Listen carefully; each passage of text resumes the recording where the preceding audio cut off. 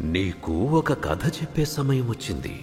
నీలాగే ఉండే చిట్టి సింహాల కథ. సింహాల కథ అంటున్నావు అంటే మమ్మల్ని వదిలేసావా? మా గురించి గొప్పగా చెప్పడానికి ఏం లేదా, మా కథలు చెప్పు బాబు. పుట్టుకతో అన్నదమ్ములు కాకపోయినా ముఫాసా, స్కార్ అనే పేరుతో పిలువబడే యువరాజు టాకాల కథ ఇది. హే, నీ పేరేంటి? ముఫాసా. నేనొచ్చేంత వరకు ఆగమన్నానా? వాణ్ణి ఇక్కడెలా వదిలేమంటావమ్మా? నియమాలు ఎవరికైనా ఒకటే టాక. మహారాజు ఒక అనామకుణ్ణి ఆదరించరు. నేను అనామకుణ్ణి కాను, దారి తప్పాను అంతే.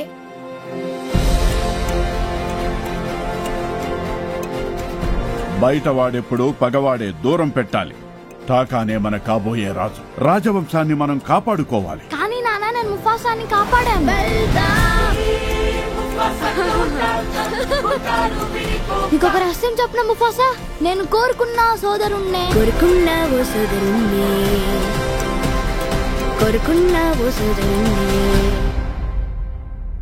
అప్పుడప్పుడు ఈ చల్లని గాలి నా ఇంటి నుంచి వచ్చే జ్ఞాపకాల్ని గుర్తు చేస్తున్నట్టు అనిపిస్తుంది. అంతలోనే మాయమవుతుంది. నువ్వు టాకా కలుసున్న చోటే ఇల్లవుతుంది. ఇద్దరూ వెళ్ళండి. జీవన చక్రంలో మీ స్థానాన్ని తెలుసుకోండి.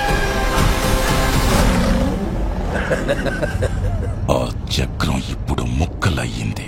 ఇక ఈ అడవికి ఒకడే రాజు, అది నేనే. ముఫాసా, పారిపో!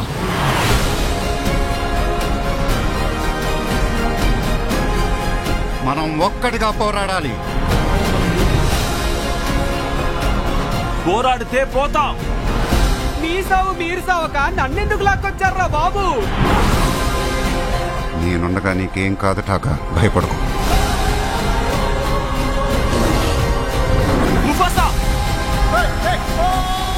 దేవుడా, బతికిపోయాం. మనల్ని కాపాడింది నేనే. ఇందాకేదన్నావే.